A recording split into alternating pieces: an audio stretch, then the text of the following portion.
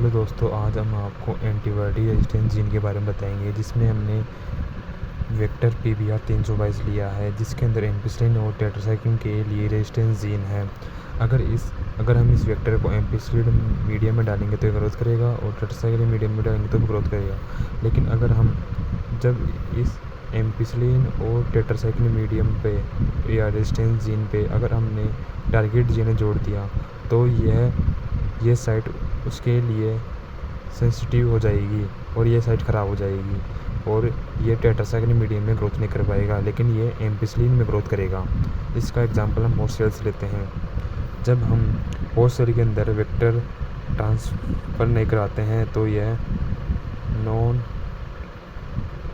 Recombinant और non transformation रहेगा।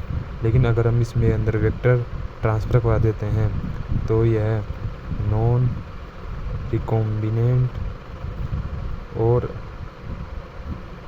Transformation हो जाता है। लेकिन अगर इसके अंदर हम वेक्टर के साथ टारगेट जीन को भी जोड़ दें तो ये रिकॉम्बिनेंट भी हो जाता है और ट्रांसफॉर्मेशन भी हो जाता है।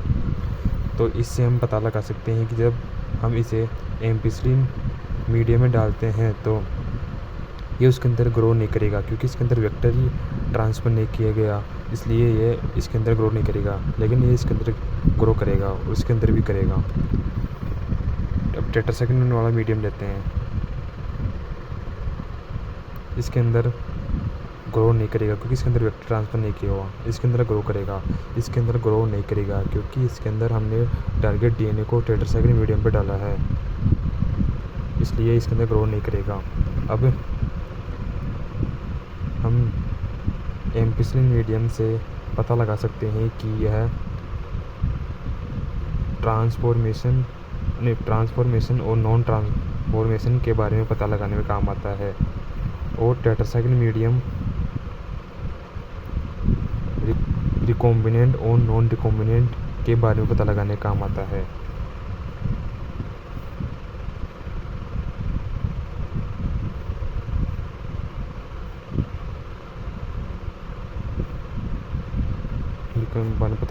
पता लगाने में काम आता है। ये हमारा एंटीबॉडी रेजिस्टेंस जीन्स के बारे में है।